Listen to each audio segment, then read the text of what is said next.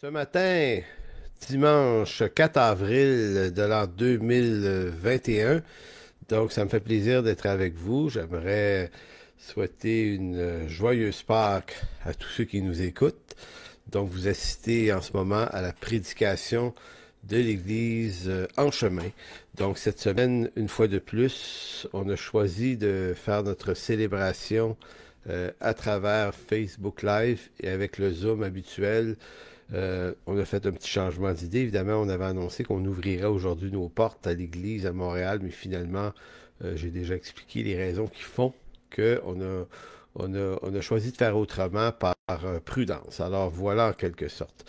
Donc, comme je le disais tout à l'heure, une bienvenue à tous ceux qui sont membres de notre assemblée, tous les autres également qui nous accompagnent, qui nous écoutent depuis plusieurs mois aussi. On vous salue. Oh, que Dieu vous bénisse abondamment, nos amis, nos confrères et sœurs en France et en Suisse, en Belgique, dans les pays francophones. Vous êtes quelques-uns, nous écoutez aussi. On vous salue et on vous souhaite la plus joyeuse des Pâques en ces temps de confinement d'ailleurs, en ces temps de confinement qui fait que on ne peut pas célébrer cette fête à la manière qu'on le souhaiterait.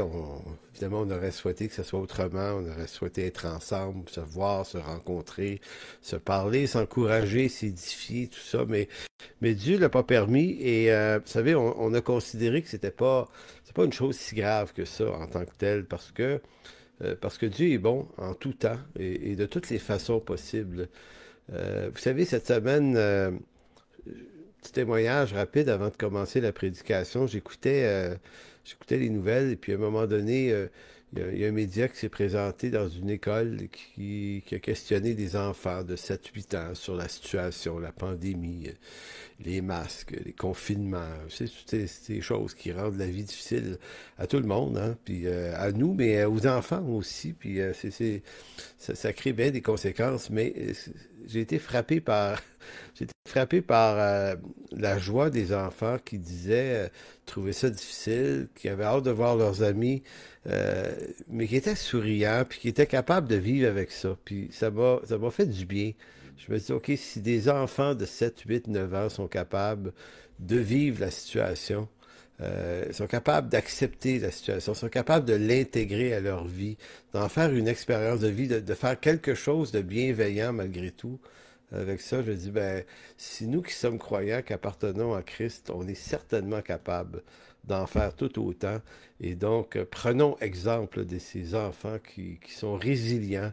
Et ça m'a beaucoup, beaucoup, ça m'a aidé dans ma réflexion. Ça m'a fait du bien, en tout cas. Je voulais juste vous témoigner euh, ce petit point avant de commencer. Donc, ce matin, on va parler de la Pâque, évidemment, c'est Pâques. Et ça fait au moins 30-35 prédications que je fais sur le sujet, puisqu'à chaque année, à Pâques, comme tous les pasteurs d'ailleurs, on se retrouve devant les textes, on se retrouve devant l'événement, et quelquefois on a l'impression qu'on a déjà tout dit ce qu'il y avait à dire, hein, parce que ce sont les mêmes textes. Donc, moi, j'ai choisi cette semaine, cette année, en fait, un angle particulier. J'essaie de trouver des angles pour toujours parler de la même chose, mais trouver une nouvelle fraîcheur dans la manière d'en parler pour que ça nous instruise, puis ça amène quelque chose. Pour moi, il faut que ça m'amène à chaque année une nouvelle connaissance que j'avais pas sur le même événement. Et ce qui m'a frappé dans ma réflexion depuis hier et ce matin très tôt, quand je me suis levé, je réfléchissais beaucoup à la résurrection. Puis j'essaie de me poser plein de questions là-dessus. Je me dis, qu'est-ce qui différencie la vie de Jésus-Christ de la vie de tous les autres humains? Et donc, je suis entré dans ça. J'avais préparé une autre prédication. Et finalement, ça m'a tellement réorienté, cette réflexion-là, que j'ai comme retravaillé mon texte. Et puis, ça m'a fait du bien, puis j'espère que ça va vous encourager, puis vous édifier tout le monde. Donc, j'intitulerai cette prédication La résurrection de Christ. Elle est la mort de l'homme. La résurrection de Christ, c'est la mort de l'homme. C'est-à-dire que parce que Christ est ressuscité, la mort et la condamnation à mort de l'homme meurent. C'est-à-dire qu'à sa résurrection nous donne la vie et vient tuer la mort auquel on était éternellement destiné. Donc c'est pour ça que je dis la résurrection de Christ, elle est la mort de la mort de l'homme. Et ça, c'est une bonne nouvelle. Maintenant, peut-être que vous n'êtes pas croyant ce matin, vous n'êtes pas chrétien, puis que vous tombez par hasard sur cette prédication que je fais en ce moment, et vous vous dites, comme un raisonnement bien connu, mais pourquoi on croirait à la résurrection? Il n'y a jamais personne qui est revenu de l'autre côté nous dire ce qui se passait. J'ai entendu ça souvent. Donc, comment on peut croire à une pareille chose, la résurrection? Qu'une vie après la vie, qu'il y a quelque chose ailleurs, parce que faudrait bien que quelqu'un vienne nous en témoigner.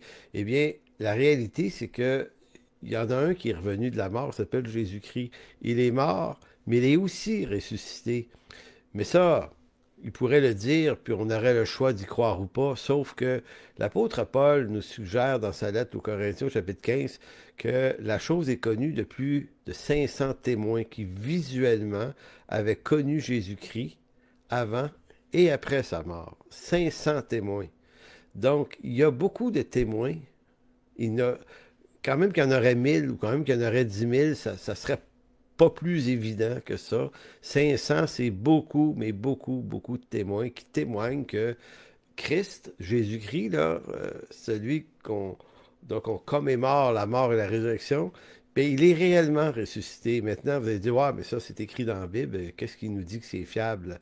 Eh bien, euh, l'Empire romain, qui est la période, qui est l'empire durant lequel cet événement-là s'est produit, c'est-à-dire mort et résurrection de Jésus-Christ, est sans doute l'empire le plus étendu et le plus puissant à avoir existé dans l'histoire de l'humanité. C'est un empire qui a duré au-delà de 1000 ans et de même 1500 ans et près de 1800 ans pour Constantinople en Orient. C'était un empire extrêmement puissant. Eh bien, cet empire-là, pour la partie romaine, a été renversé par le christianisme sans l'aide d'aucune épée. C'est-à-dire que les chrétiens ont été un témoignage de vie, de paix, et le message de patience, de paix, de fruits de l'esprit, c'est ce qui a conduit les chrétiens à vaincre les royaumes les plus puissants du monde. Et ça, l'histoire atteste que l'Empire romain s'est écroulé aux pieds du Christ, aux alentours du 3e siècle, par le témoignage vivant, valeureux, patient, affectueux, bienveillant de tous les témoins de Christ. Et vous voyez, hier soir, j'écoutais le film de l'apôtre Paul qui est sorti il y a quelques années. On écoutait ça en famille. Et puis, on voyait cette histoire où on voit Paul en prison. On imagine Paul en prison. Et on voit des chrétiens de Rome qui sont persécutés, qui viennent lui dire, il faudrait prendre les épées, Paul. Il faudrait prendre des moyens politiques, des moyens militaires, des moyens de protestation. Et l'apôtre Paul, qui les exhorte en citant 1 Corinthiens 13 et d'autres textes, il leur demande de rester paisibles au risque de la mort. Et moi, ça m'a beaucoup touché parce que j'ai trouvé que c'était un éclairage sur la situation actuelle. Si on appartient à Christ, on va combattre avec les armes de Dieu et non pas les armes de ce monde. On va croire, on va faire confiance en ce Dieu souverain qui veille sur nous, qui veille sur ce monde, parce qu'il ne peut pas nous mentir, il est fidèle. Donc, en finalité de toute chose, il va arriver ce que seulement ce Dieu souverain a prévu. Donc, comme je le disais, 500 témoins ont attesté la résurrection de Christ, selon Paul. L'Empire romain a été renversé. Mais le troisième argument, c'est que ma vie, moi, et la vie de milliers et de millions de personnes a été transformée aussi. À l'âge de 21 ans, j'ai fait cette rencontre avec Jésus-Christ que je n'avais pas prévue dans mon agenda, mais vraiment pas du tout.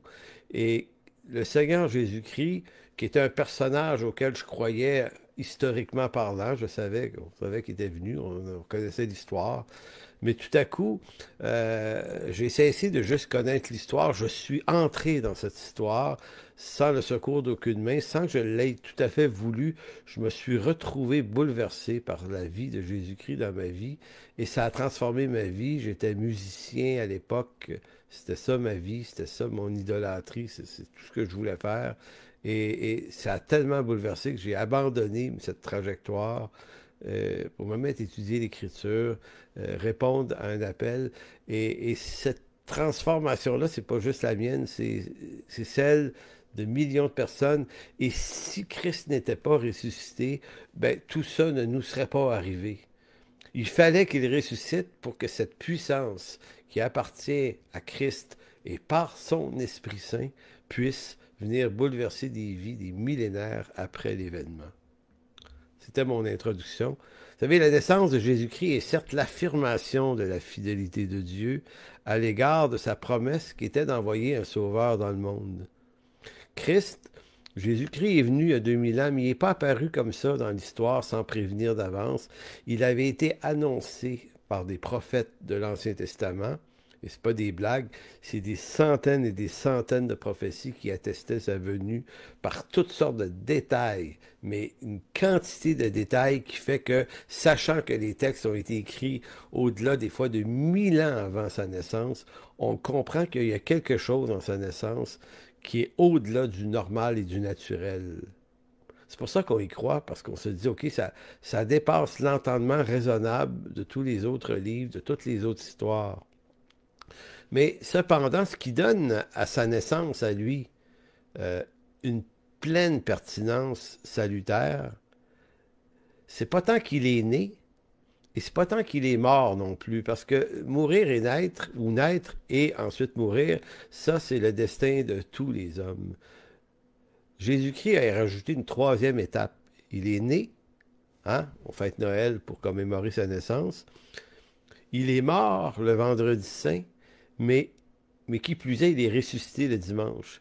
Et ça, la résurrection, comme je le disais tout à l'heure, il y a 500 personnes qui en ont été témoins de cette résurrection. Plus de 500 personnes en 1 Corinthiens 15. Et ça, c'est une première.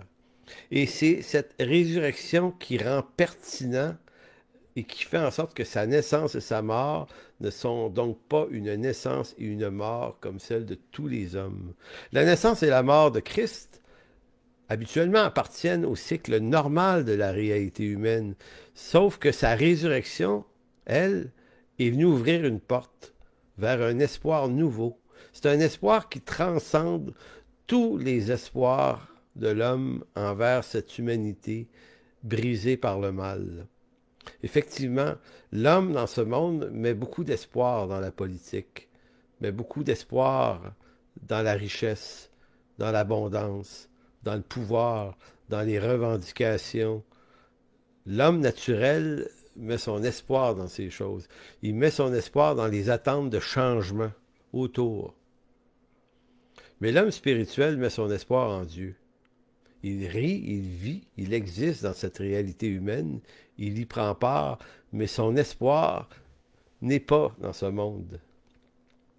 Donc, Jésus-Christ est l'espoir d'un monde nouveau, et par sa résurrection, il met à mort la condamnation à mort de l'homme. Donc, en lui, nous découvrons que notre mort, bien que physiquement nous allons mourir, mais la mort dite éternelle trouve sa finalité ou meurt dans la mort de Christ. Apocalypse 21, versets 3 et 4 nous dit « Voici le tabernacle de Dieu. » Apocalypse 21, 3 et 4. « Voici le tabernacle de Dieu avec les hommes. Il habitera avec eux, ils seront son peuple, et Dieu lui-même sera avec eux. Il essuiera toute larme de leurs yeux, et la mort ne sera plus, il n'y aura plus ni deuil, ni cri, ni douleur, car les premières choses ont disparu. » La beauté de ce texte-là, c'est que ça nous parle ici, curieusement, de Pâques. Ce que nous commémorons aujourd'hui, c'est la réalité future de notre destinée. Réalisez-vous ce que ça veut dire? Vraiment, là, pensez-y, là.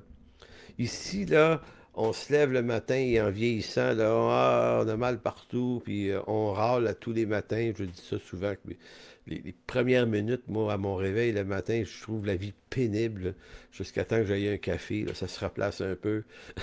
mais voyez-vous, plus on vieillit, parce que quand j'étais enfant, moi, j'avais du fun tout le temps. Le matin, je me levais, j'avais du plaisir. J'ai eu une enfance heureuse, des amis, on allait jouer au parc, on avait des projets, puis à l'adolescence, je voulais devenir musicien, puis la vie était belle pendant très très longtemps, puis on dirait qu'en vieillissant, elle s'alourdit la vie, hein? La santé, la fragilité, tout ça, ça nous traverse. Il y a des gens qui meurent autour de nous, on perd des proches, puis les gens tombent malades, puis là, on voit ça arriver, puis on se dit, mon Dieu, puis là, maintenant, on sent que c'est nos propres vies, nos propres corps qui faiblissent, et puis là, on voit bien, là, on commence à réfléchir que, bon, ça va finir à un moment donné, c'est presque épeurant. Non, c'est épeurant, c'est redoutable, mais Jean, l'apôtre Jean, dans Apocalypse 21, nous dit, mais la résurrection de Christ, elle jette mon regard au-delà de cet événement, de ma faiblesse humaine. Elle me dit qu'un jour j'apparais dans sa présence et qu'en ce jour-là, lui-même va essuyer toute larme de mes yeux et de vos yeux. Il dit, la mort ne sera plus. Ah ben, on va être débarrassé de cette crainte. Il n'y aura plus ni deuil non plus, parce qu'il n'y a pas de mort, il n'y a pas de deuil, mais il n'y a pas juste ça, il n'y a pas de cri, puis il n'y a pas de douleur. Nous ne souffrirons plus de rien. Quand je lisais ça matin, j'étais comme un peu... C'est un texte que j'ai lu souvent, mais je le lisais tranquillement et me dit, mais waouh, c'est incroyable ce qui est dit là. Mais ça, c'est Pâques. C'est l'espérance renouvelée par la résurrection du Christ. Comme je vous dis, s'il était d'être né, c'est déjà beaucoup, parce que ça répond à des promesses. D'être mort, ça répondait à des promesses, à des prophéties. Mais s'il ne s'était pas réveillé du tombeau, tout ça, ça serait vain. Mais il est ressuscité. Il est ressuscité. C'est pour ça que on se dit, nous les chrétiens, que la fête la plus importante dans la chrétienté, c'est Pâques. C'est pas Noël. Noël, c'est bien, là, mais Pâques. Pâques, c'est important. Vous savez, concernant la mort de la mort, si vous avez votre Bible, 1 Corinthiens chapitre 15, verset 54, une autre réalité que l'Évangile, la mort et la résurrection de Christ apportent, se trouve ici en 1 Corinthiens 15, 54, c'est magnifiquement dit par l'apôtre Paul. Il dit, lorsque ce corps corruptible aura revêtu l'incorruptibilité, et que ce corps mortel aura revêtu l'immortalité, alors s'accomplira la parole qui a été écrite. La mort a été engloutie, non pas dans la mort, mais a été engloutie dans la victoire. Ô mort, où est ta victoire? Ô mort, où est ton aiguillon? L'aiguillon de la mort, c'est le péché. La puissance du péché, c'est la loi. Mais grâce soit rendue à Dieu qui nous donne la victoire par notre Seigneur Jésus-Christ. Alors, ce que nous commémorons en cette journée de la Pâque de l'an 2021, au-delà de tout ce qui se passe en ce monde, des agitations de toutes sortes, des bruits, des colportages de bruit, nous, on va garder nos cœurs et nos pensées en Jésus-Christ. Et on va prier pour nos dirigeants politiques, pour que Dieu les garde, les protège. Puis, si on a une chose à dire à leur sujet, que ce soit une chose édifiante, bienveillante et encourageante, parce que notre espérance, de toute façon, nous ne la mettons pas dans ces hommes et ces femmes, nous la mettons dans la victoire du Christ à la croix. Donc, puisqu'on est Pâques, on va faire un petit peu d'histoire. Ce matin, je ne vais pas faire comme je fais habituellement, ou j'ai fait souvent lire les textes de l'Exode qui présentent la première Pâques dans Exode 12. Je ne vais pas lire les textes également de la Passion du Christ dans l'Évangile de Luc, par exemple. On aurait pu faire ça, mais ça, on le fait beaucoup. Et si, quand on est croyant, ben, on lit notre Bible. Fait que ces histoires-là, on les connaît beaucoup. Donc, je vais simplement faire une synthèse rapide de ce que c'est, en gros, Pâques, pour nous amener à regarder certaines richesses qui peuvent échapper à notre attention concernant la résurrection de Christ. Je vais y revenir donc après cet exposé. Donc, commençons par se souvenir d'un fait historique qui remonte à Genèse 37. C'est que tout ça commence... Évidemment, par le peuple d'Israël, qui n'est pas encore un peuple dans le livre de Genèse, c'est une famille. C'est la famille d'Abraham. Et Abraham a un fils qui s'appelle Isaac. Et Isaac a un fils qui s'appelle Jacob. On les appelle ces trois hommes-là les patriarches du peuple d'Israël. Donc, c'est eux qui sont à l'origine de ce peuple. Maintenant, Jacob, le troisième des patriarches, a 12 fils, et parmi eux, il y en a un qui s'appelle Joseph, un des derniers. Et toute l'histoire de la Pâque, on peut la faire commencer à peu près ici, dans Genèse 37, alors que ce Joseph, pour des raisons de jalousie de ses frères, va être vendu et déporté comme esclave en Égypte. Va être vendu par ses frères, littéralement.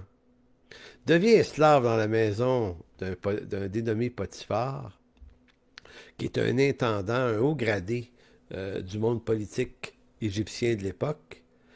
Et éventuellement devient serviteur dans sa maison.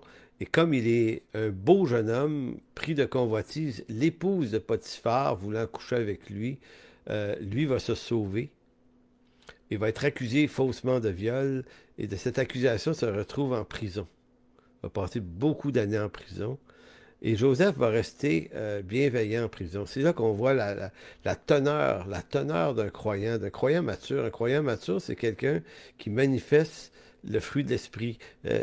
Joseph n'a jamais lu Galates chapitre 5, 22, qui est le fruit, l'amour, la paix, la joie, la patience. Mais peu importe, par la présence de Christ, par la présence de l'Esprit Saint en lui, d'avance, attestait déjà la qualité des fruits de l'esprit dans sa vie. Il est bienveillant en prison. Et éventuellement, le pharaon d'Égypte, qui ne le connaît pas, aura des visions sur une supposée famine qui s'en vient, mais ne sachant pas comment l'interpréter, par un concours de circonstances. C'est ce fameux Joseph, rempli de l'esprit, qui, se présentant devant Pharaon, va interpréter les visions des 7 années difficiles qui s'en viennent. Et en Joseph, Pharaon va trouver un homme sage, capable de gérer avec beaucoup de sagesse toute cette famine en Égypte et de sauver en quelque sorte le monde de ce temps et par le fait même de sauver sa propre famille. Donc Joseph va faire monter sa famille, son père Jacob et ses frères qui l'avaient vendu. Il va les faire monter en Égypte. Il va leur sauver la vie en quelque sorte et on va leur accorder une province qu'on s'appelle Goshen en Égypte. Et c'est là qu'Israël va vivre. Cependant, 400 ans plus tard, le peuple d'Israël, qui avait reçu une très bienveillance de la part des Égyptiens au départ, on dit qu'un changement de dynastie fait en sorte que le peuple d'Israël, qui devient très nombreux, va être réduit en esclavage. On a peur de soulèvement, donc on va réduire ce peuple en esclavage, puis on va le soumettre à de durs labeurs, de durs travaux, et jusqu'au jour où ce peuple va crier au Dieu d'Abraham, Isaac et Jacob. Dieu qu'il ne connaît plus très bien parce que 4 siècles plus tard, puis étant esclave, c'est plus trop clair ce que les Hébreux connaissent de leur Dieu. Cependant, il y a un silence divin de 4 siècles et il est écrit que l'Éternel Dieu entendit du haut des cieux le cri, la douleur et, si on veut, les clameurs de son peuple qui est monté jusqu'à lui et Dieu se souvint de son alliance avec Abraham, Isaac et Jacob, et il leur envoie un sauveur nommé Moïse. Moïse, c'est l'homme appelé par Dieu à organiser, à orchestrer la libération des Hébreux. Et c'est à ce moment précis, et ça on retrouve ça dans Exode 12 qu'on ne lit pas ce matin, mais c'est là qu'on retrouve la première expression de ce que veut dire la fête de Pâques, qui veut dire, au fond, on dit en anglais Passover, mais c'est une expression pour désigner ce Dieu qui passe outre. Maintenant, qu'est-ce que ça veut dire? C'est que Moïse, de la part de Dieu, reçoit l'instruction de demander aux Hébreux, à un moment précis, un soir précis, de sacrifier un agneau. Agneau qui sera une figure de l'agneau de Dieu qui est Jésus-Christ. Donc ici, Moïse est une figure du Messie. Et l'agneau que les gens vont immoler est une figure de Jésus. Tout est une figure de Jésus-Christ dans l'Ancien Testament. C'est toujours fascinant de découvrir ça. Le sang de l'agneau immolé doit être répandu sur les cadres de porte, les linteaux de la porte. Et il est écrit qu'un ange destructeur va passer, mais toutes les fois qu'il va apercevoir du sang sur les linteaux, quelle que soit la famille qui est dans cette maison sera épargnée. C'est-à-dire que son premier-né, l'aîné, sera épargné du jugement et de la mort. Nuit terrible d'angoisse parce que tous ceux qui ont simplement obéi ont trouvé la vie et ceux qui n'ont pas cru ont trouvé la mort dans cette affaire. Et les Hébreux, le matin suivant, en fait, pour faire la suite de l'histoire, ben, tout Israël quitte l'Égypte. Les Égyptiens les laissent partir. C'est un carnage, la mort, de tout ça. Donc, ils vont quitter l'Égypte et ils vont retourner dans la terre de Canaan, qui est la terre d'Israël actuelle. Et c'est assez intéressant parce que on voit dans toute cette histoire-là une image. C'est arrivé pour de vrai, là. C'est arrivé littéralement, cette histoire-là, mais la littéralité de l'événement est une figure de la vraie Pâque qui est en Jésus-Christ. Et c'est extrêmement important de le savoir parce que nous, au fond, si on en revient à notre Pâque à nous, c'est que on n'est pas simplement, on est dans la commémoration, mais on ne commémore pas strictement l'événement de Moïse et des Hébreux, mais on commémore le fait que Jésus-Christ, il y a 2000 ans, avait été annoncé et il est venu. Effectivement, dans Ésaïe chapitre 7, verset 14, hein, autour de 800-900 ans avant Jésus-Christ, longtemps après les événements de la Pâque de Moïse et de la sortie d'Égypte, un prophète du nom d'Ésaïe va dire « C'est pourquoi le Seigneur lui-même vous donnera un signe. Voici la jeune fille deviendra enceinte, elle enfantera un fils à qui elle donnera le nom d'Emmanuel. » Emmanuel veut dire Dieu avec nous. Donc c'est un des textes qui annonce la venue du Messie. Maintenant, pourquoi ce texte-là est intéressant? Parce que Emmanuel, le nom, finit par E-L. Elle veut dire Dieu. Et ça veut dire Dieu avec nous. Donc, c'est pas, à la différence des témoins de Jéhovah, une créature inventée par Dieu, plus puissant que les hommes, mais pas Dieu tout à fait qui vient parmi nous. C'est bel et bien Emmanuel. Dieu va venir habiter avec nous. Et ça, c'est la promesse qui s'accomplit à travers la naissance de Jésus-Christ, né d'une femme, Marie, il y a 2000 ans. Et ce Jésus a été effectivement sacrifié, crucifié à la croix, son sang coulé pour nous, et ça, c'est notre Pâque à nous. Ça s'est produit il y a 2000 ans, à peu près à ce temps-ci de l'année. En fait, on pourrait dire 2020 ans, même bien que les années, on n'est pas tout à fait sûr qu'elles soient les bonnes, mais ça, c'est tellement pas important. C'est très, très secondaire.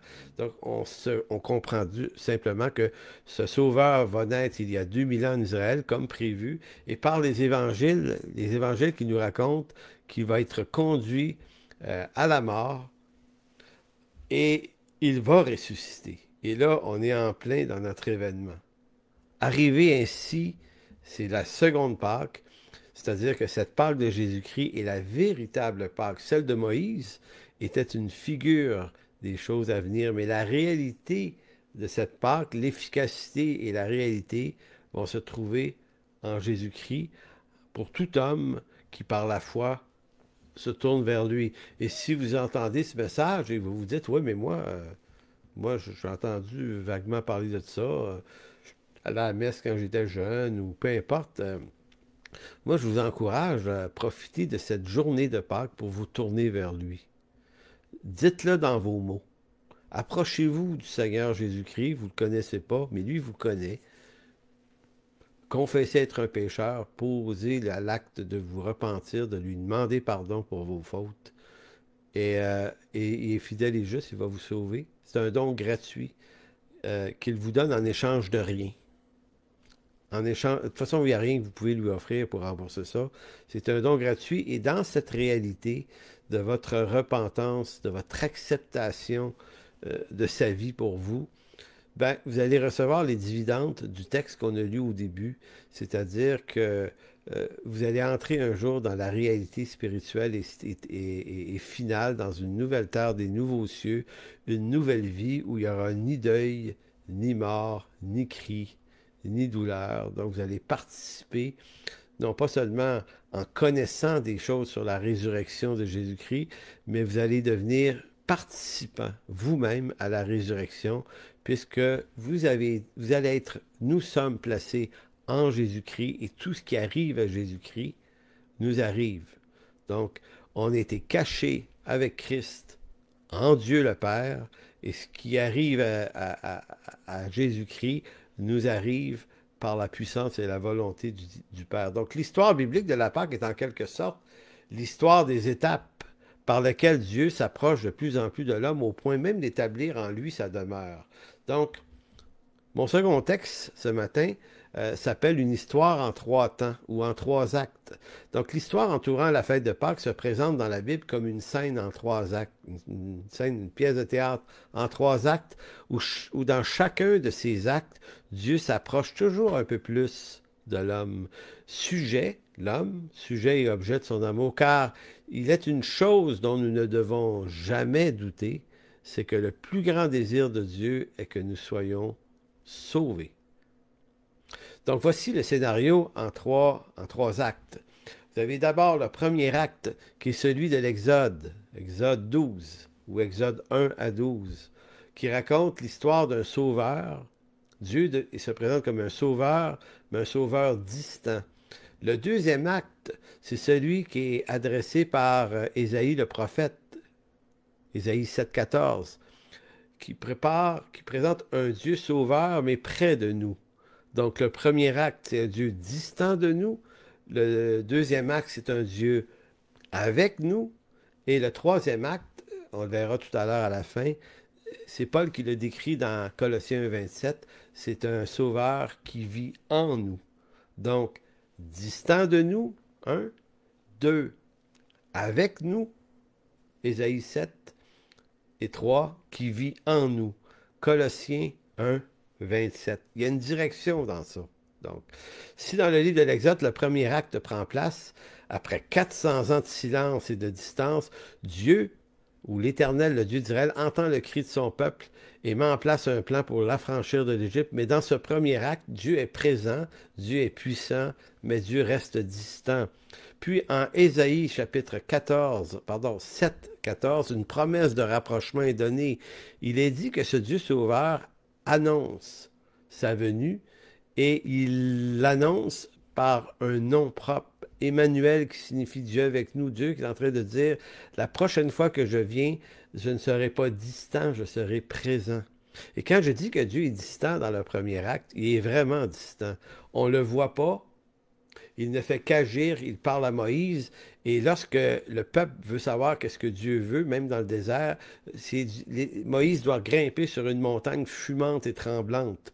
Il y a une certaine terreur dans ce premier acte où Dieu, néanmoins, sauve son peuple.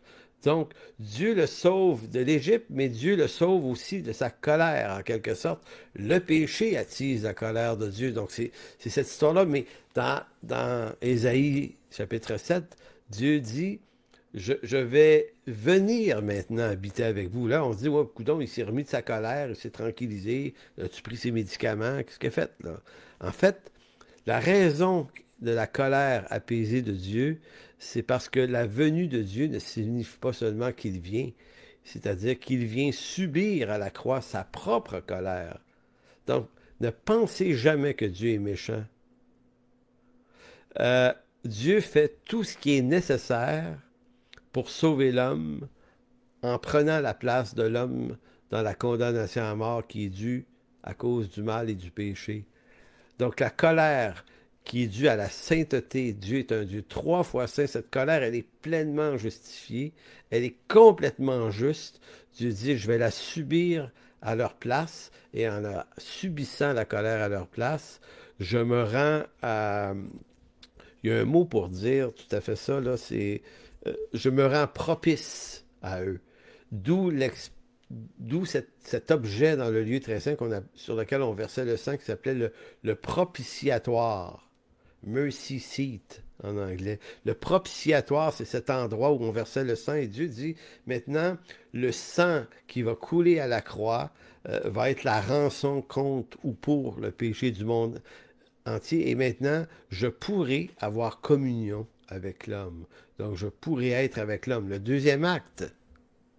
Mais est-ce qu'il pourrait y avoir un acte, un autre acte qui rendrait Dieu encore plus près de nous qu'il ne l'a été par Moïse ou par son incarnation?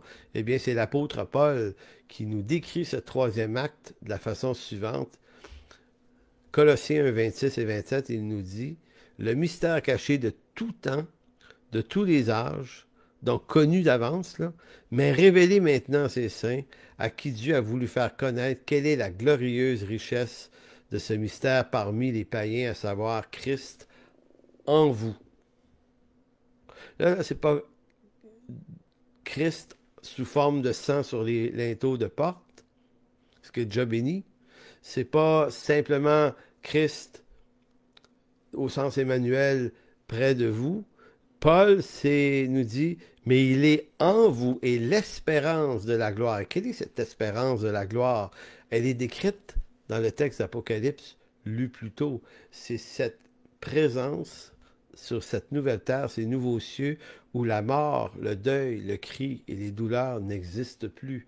On est appelé à entrer dans cette plénitude, dans cette réalité. On va relire un texte tout à l'heure de Colossiens qui en dit un petit peu plus long là-dessus. Donc, Dieu, comment vous dire, non seulement Dieu voulait se défaire de sa colère, il l'a fait à la croix, mais on sent une intention de Dieu qui est plus. Il veut pas juste ne plus être en colère, il veut, par amour pour nous, habiter en nous, qu'on devienne une seule et même plante avec lui. C'est absolument ahurissant.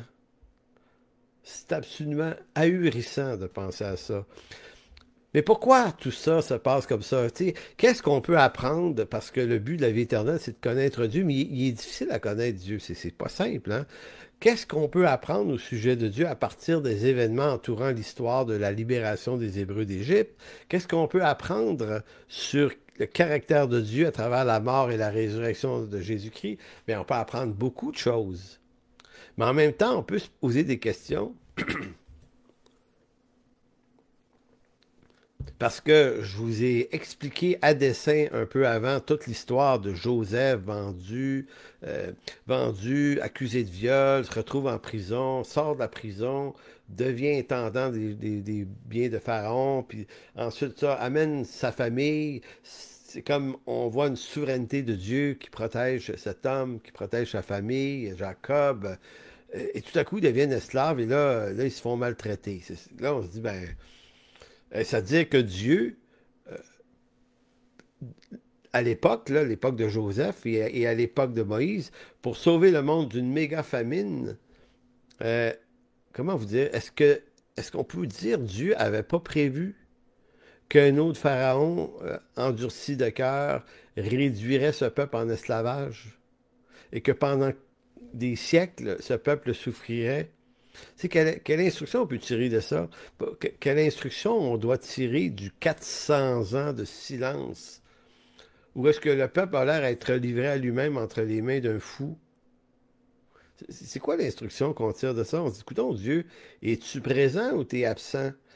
Tu nous aimes-tu ou tu nous aimes pas? T'es aimais-tu ou t'es aimais pas? Si j'étais Dieu, personnellement, et si j'étais un Dieu souverain à 100%, comme notre Dieu est un Dieu 100% souverain, ben, dans ma faible intelligence d'aujourd'hui, ben, j'aurais souverainement fait en sorte qu'il n'y ait pas de souffrance dans ça. C'est ça qu'on se dit. Pourquoi on souffre? Pourquoi ils ont souffert? Pourquoi tant de gens souffrent? Pourquoi les guerres? Pourquoi si? À cause du péché. C'est ça la réponse. Le péché, c'est la condition de l'homme. Mais si Dieu est capable de nous épargner toutes les misères, pourquoi il ne le fait pas? On n'a pas de réponse à ça. On n'a pas de réponse à ça. Mais il y a un texte dans l'Ecclésiaste qui nous éclaire quand même un peu. Parce que, comme je vous dis, si j'étais Dieu, il me semble que j'aurais fait les choses plus simples que ça. Mais attention, nous ne sommes pas Dieu, et Dieu fait toutes choses bonnes à sa façon. Donc, on est en train de se dire que Pâques, c'est aussi une connaissance qu'on a du caractère, du cœur de Dieu, de l'action de Dieu, comment Dieu fait les choses et comment il les fait à sa façon et non pas à la nôtre. Ecclésiaste 3:10 et 11 nous dit, j'ai vu à quelle occupation Dieu soumet les fils de l'homme. Il fait toutes choses bonnes, en son temps. Mais il a mis dans leur cœur la pensée de l'éternité, bien que l'homme ne puisse pas saisir l'œuvre que Dieu fait du commencement jusqu'à la fin. Même l'Écriture, autrement dit, nous instruit sur notre incapacité de comprendre ce que fait Dieu. Pourquoi il fait ce qu'il fait et pourquoi il le fait comme il le fait et pourquoi que dans ce qu'il fait, il n'épargne pas un peu plus de misère, pourquoi il laisse des situations difficiles, pourquoi il permet tout ça. Eh bien, c'est comme si le texte nous dit, par la foi, faites-lui confiance. Dieu sait ce qu'il fait, même si nous, on ne comprend pas toujours pourquoi il le fait ainsi. Ce que Dieu voulait, en fait, ce que Dieu veut est assez simple. C'est nous transformer en l'image de son Fils. Donc, on ne sait pas pourquoi Dieu prend tous ces chemins difficiles pour nous amener dans la réalité de sa finalité, à lui. On ne sait pas pourquoi. Dieu nous fait passer à travers douleur et misère. Mais on sait en vue de quoi il le fait. Et pour ça, Romains 8, 24 à 30 répond à une question, ma foi, excessivement intéressante. J'aime beaucoup le texte de Romains 8, 24 à 30. C'est un texte que je lis depuis des années. Et c'est un des textes que je trouve les plus riches dans l'Écriture, les plus condensés, parce qu'on a l'habitude de citer le verset 28. Nous savons du reste que toute chose concourt au bien de ceux qui aiment Dieu, de ceux qui sont appelés selon son dessein. Vous savez, quand une personne autour de nous est malade ou passe un mauvais moment, ben, on aime envoyer ce texte qui est tout à fait en contexte, mais qui des fois, comment vous dire, on devrait prendre une certaine précaution avant de toujours avoir le réflexe d'envoyer ce texte-là parce que des fois, il vient remplacer notre silence. Et quelquefois, les gens qui souffrent, c'est pas de notre silence qu'ils ont besoin, c'est de notre oreille. Mais parce qu'on ne voudrait pas tendre l'oreille, on préfère lancer un verset. On se dit, ah, ben, j'ai fait ma bonne déclaration chrétienne, je me débarrasse du fardeau, puis je dis à la personne, ben, arrange-toi avec tes affaires parce que Dieu concourt au bien de ceux qui aiment Dieu. Je ne dis pas que tout le monde, on agit avec cette intention-là, mais j'ai réalisé un jour qu'il fallait faire attention, et j'ai réalisé ça à travers le témoignage d'un homme que je n'ai pas vu depuis longtemps, mais dont la femme avait pris un cancer en très jeune âge, trentaine d'années, puis qu'il dit... mes amis sont venus me voir, m'ont consolé, m'ont écouté. On souffrait beaucoup, moi puis elle, mais il dit surtout ma femme et moi, à travers tout ça, c'était une souffrance, nos enfants. Puis il dit, j'ai beaucoup apprécié la visite de mes amis, des appels de mes amis, des actions de mes amis, des actes concrets. Mais il dit, j'ai reçu des centaines de fois ce verset-là, puis il dit, il ne me faisait pas de bien. Pas parce que j'y croyais pas, mais parce que c'est comme si à un moment donné, ça finissait par devenir une espèce de redondance qui fait que je voyais que les gens voulaient juste pas se donner la peine de venir nous consoler. Et quand cet homme-là m'a raconté ça, je me suis dit, OK, tu me dis quelque chose d'intéressant. On peut pas juste envoyer des versets aux gens. On peut pas juste envoyer des versets aux gens. Il faut être là avec eux dans leur souffrance aussi. Donc, le texte ici, lorsque Paul l'écrit, il l'écrit en fonction du dessein de Dieu. Les souffrances en font partie, donc c'est pour ça que le texte est tout à fait juste dans ce contexte-là, mais il nous parle davantage, par contre, de la prédestination.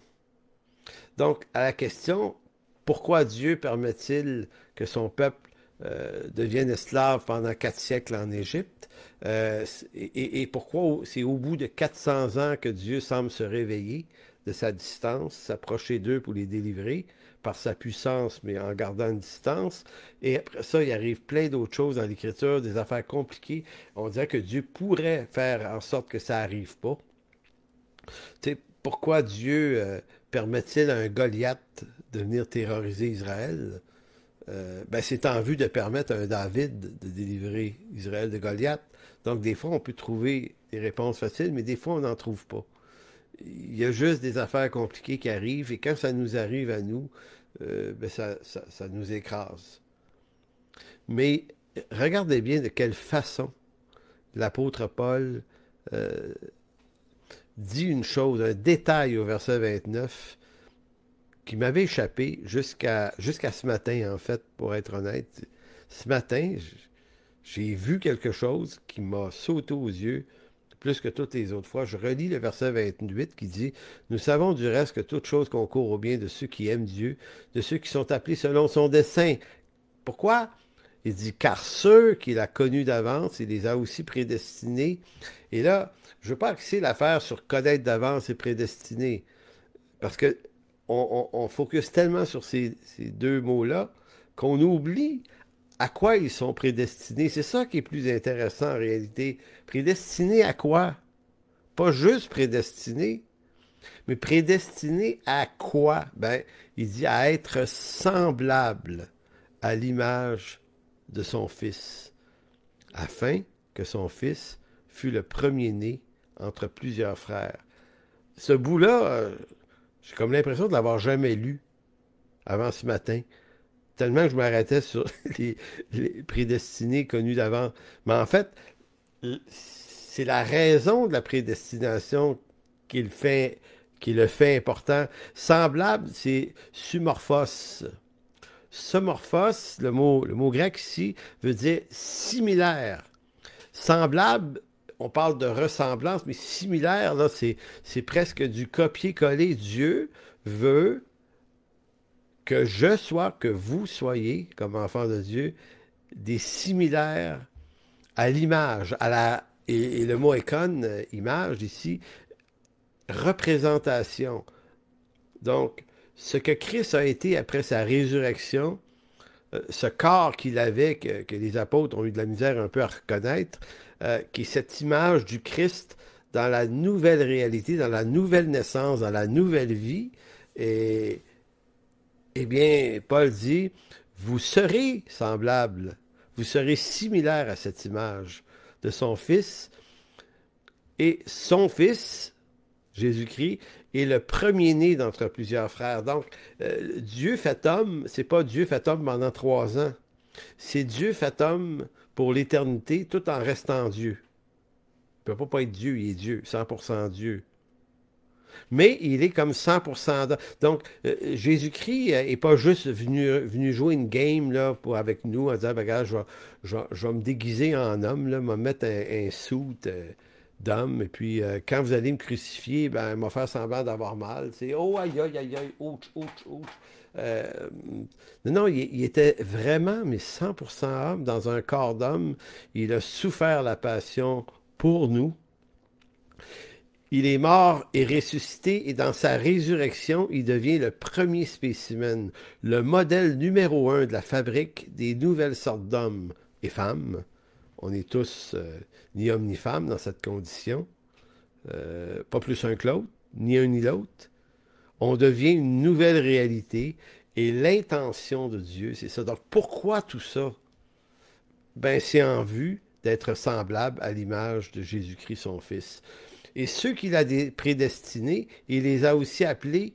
Et ceux qu'il a appelés, il les a aussi justifiés. Et ceux qu'il a justifiés, il les a aussi glorifiés. Donc, le verset 30 montre l'étendue des richesses glorieuses qui s'attachent à la résurrection à laquelle on est appelé, qui n'est pas juste de ressusciter puis d'avoir une seconde chance de Non, c'est une nouvelle affaire. En d'autres mots, comme on disait la semaine passée, le salut ne peut pas se perdre parce qu'une chose semblable ne peut pas se perdre. Elle est une naissance. Elle n'est pas une seconde chance, elle est une nouvelle naissance.